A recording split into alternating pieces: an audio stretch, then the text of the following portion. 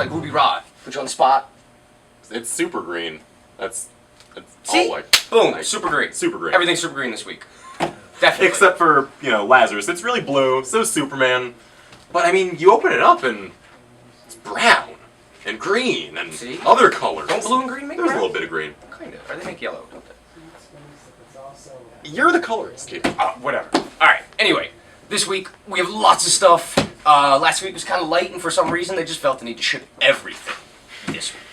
So we'll get right into it. Morgan, start us off. Start off with a new series this week. This is Larfleeze #1. This is his book. It's all his. This is absolute madness from Giffen to Mattis. Space madness about your favorite Orange Lantern, the one, the only Orange Lantern, Larfleeze. What more do you need to know? It's gonna be jokes on jokes on jokes, and Scott Collins art. Yeah, and it's like old school Silver Age Scott Collins art, not that weird wash thing. From the land of mices, we have evil mice, and angry mice, and tough mice, and mice that fight seagulls, and ride seagulls. Seagull riding mice. I mean, what the hell more do you want from a mice adventure comic? This is Mouse Guard, Legends of the Guard, Volume 2, #1. David Peterson has once again turned the reins of his fantasy world over to the likes of Stan Sakai, Ben Caldwell. Ben Caldwell. Yeah, who does some really great stuff. Yeah, that awesome Wonder Woman Wednesday comic. Yes, Wonder Woman is amazing. But yeah, this is rare that it comes out. It's very nice. Archaia, very cool. Recently got bought by Boom. Yeah, which I did not know. Yeah. Right. Over here, we have issue 1 of another new series from DC, Batman Superman. Not to be confused with the former Superman Batman from the old 52. No, this is Batman Superman. That had nothing to do with this. Yeah, it's written by Greg Pak, who has recently jumped ship from Marvel. He has. And drawn by Jay Lee and Ben Oliver. Unfortunately, Jay Lee didn't draw the whole issue, but what he did draw looks so fantastic. We're talking like Batman jetpack thing. Yeah. It doesn't look dumb like the one that Scott Hampton, who I do like, drew from the Steve Niles comic, which he had like his cape wrapped up above. Well, that was a Steve Niles comic, so you there can't you help go. it. That's true. It's not the artist's fault.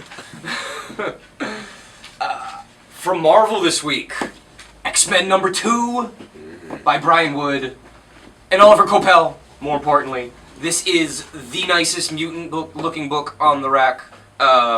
Jubilee recently escaped her would-be, I don't know if really assassin, but John Sublime was chasing her last month. John Sublime, who is the kind of Grant Morrison, I want to be a mutant, so I'm going to graft mutant organs onto my body guy? Yeah, and then he introduced this whole weird backstory about him being like one of the first organisms to ever evolve on Earth, and it's Did Chris Claremont write it? No, that was Morrison. Was it? Yeah. Really? Yeah. Wow. That was the whole point of that Mark Silvestri arc at the end that no one really wanted to Oh look at. my god. See, dude, it was the Wolverine butt shot, and I can't remember anything else about that. But yeah, really, really great. All X-Women. We still have some of the first issue available. Definitely check it out. Really great X-Men stuff. Also from Marvel this week, we have got Hawkeye, #11 right here. Or, as we like to call it, Pizza Dog. Pizza Dog. Pizza Dog. This issue is titled, Pizza is My Business. This is Pizza Dog solving the absolutely tragic murder that occurred 2 issues ago. Was it 2 issues already? It was 2 issues ago, yeah. yes, because there was the Villain Francavilla issue. Yeah. This is once again David Aja, Matt Fraction, there's Matt Hollingsworth. The art is, It's told completely from the dog's point of view. There's like graphs and infographics, and it's just... And all the dialogue is like blotted You can't out. actually understand what anyone's saying, because it's, dog vision. But it doesn't matter. It doesn't matter, because it all makes sense in the end anyway.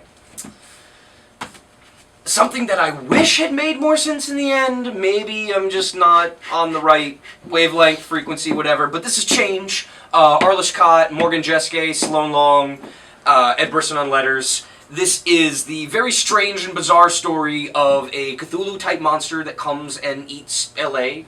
every few hundred years. Yeah, it's just normal. It just happens, and these 3 people here are tasked with the, unenviable job of stopping this thing, even though they don't really know that they're trying to do that. But collecting all 4 issues of the very psychedelic, very sold-out miniseries for $15. He's got another new book coming out, more strange psychedelia, but really if you're looking for something weird, different, sci-fi, really cool, amazing colors, Change. Right, and over here, from Image, the 2nd issue of the huge series from Mark Millar and Frank Quitely, Jupiter's Legacy. This covers the story of basically the children of the first superheroes who appear in this world. These people went to an island and they came back changed. They had superpowers. What, they were like incredibly Lost? smart. Yeah, weird! Oh man, wow, that's crazy. Burn. Oh shit, Mark Millar. But I mean, look at all these lines. I was on gonna his say, it's face. a good thing you Look how got squishy it is. You got Frank Quitely to draw it because nobody cares. For real, all of the designs look wonderful. They The art do. is spectacular. Yeah. I even think that the story might be going somewhere kind of interesting, even if it is Look at just that. Lost. Holy crap. You know what? Lost failed after a little while. At least, get to see some Frank Quitely art. Down with that. Yeah, can I stay there? Another one for the kids this week from the guys who brought you Tiny Titans, Art Baltazar and Franco. This is Superman Family Adventures. While I it's maybe not as enjoyable as Tiny Titans because the cast of characters isn't as big. You know what they have that the Tiny Titans don't have? Super apes? pets. Not just apes, but super pets. But the in ape is the general. most important But the part. ape is that and the unicorn that Supergirl's got. That's Oh yeah, pretty Comet epic. the Super Horse? Comet the Super Horse, Ooh, Comet the Super Horse is a whole can of worms. That's what I'm saying. I mean, look at this page. You got Crypto, and you got like weird Tom and Jerry crap. I mean, this is bizarre, and this is for children. But yeah, really fun. It's like $13. The first 6 issues, highly recommended for anybody that enjoys all ages fun DC comics that are not drenched in grittiness. Yeah, and robots, and shadows, and clocks, and whatever else. Yeah. Right. Also over here. Oh no, wait. No, I said it was blue and brown and green and various colors. Oh yeah, there are colors in this comic. It's called right. Lazarus. This is the first issue. It's by Greg Rucka and Michael Lark. That's pretty much all you really need to know about it. Two masters of the noir espionage. It takes place in kind of like a future post-apocalyptic world thing, where this young girl is shot in the head, and much like the title would, hint at, she comes back, and there's some pretty badass paramilitary action. Yeah, she kind of just wrecks a whole bunch of dudes. And Michael Lark is doing pencils, inks, and colors, so it's all really tight. And it just looks really, it looks really nice. There's some sketchbook stuff in the back, but it's just kind of a dark, muddy, gritty, nice new image number 1, already out of print as well. New image number 1. You know the drill, guys. I know, right? Come on. And Mr. Burns finally is given his due in his own one-shot. Second to Maggie Simpson and Professor Frink, but Professor Frink blinds you with science, and, Mr. Burns just looks at you menacingly until you give him all his money or he sends his dogs on you. Hounds. The hounds! But yeah, a few different stories in here. One from his childhood, a couple from current one, lots of hounds, and definitely the best part. Wow. Well, Wow. Yeah, it's very cool. Much like the other stuff in each of the Simpsons comics, there's a very special, very collectible, cool thing in here that is very awesome, Mr. Burns-ness. So. Right. Also, this week, probably the most exciting thing. I mean, really, you know we were gonna get to this. Of no hit of the Copra. Finally. You can finish with your withdrawal symptoms. You got more. You got your fix here. Number More 7. Copra. This one is a bit of a quiet issue. Let's pick up the pieces from the huge conclusion of number 6. Yeah. The idea is that it's 12 issues, 1 through 6, one story arc, and then here we're kind of getting more into the characters, which is pretty cool. And he does these great, like, little, one page with great little character icons. Like if you were picking from an RPG or something, this would totally be what it is. But this is so worth the wait. Whoa! It's got goofy little character drawings in the awesome. back.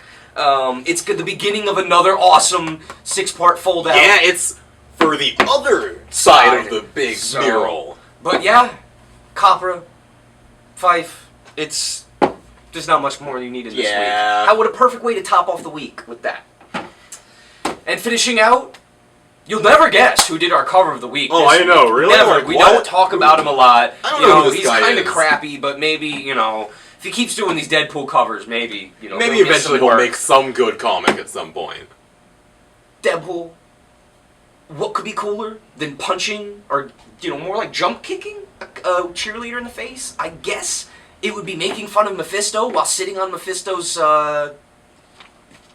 throne covered in small Deadpool heads, heads. and I don't really know what all is going on this cover, but it doesn't matter. It makes you want to buy the comic. Yeah, he's been spending a long time mutilating puppets of various That's people. right. Treadmore continuing his awesome two-cover run of Deadpool. Maybe you should let him draw this book, Marvel. Yeah, If you're out there. Maybe. Give him a bunch of money. Be good. It'd be cool, Be please. Good. But yeah, with that is about everything.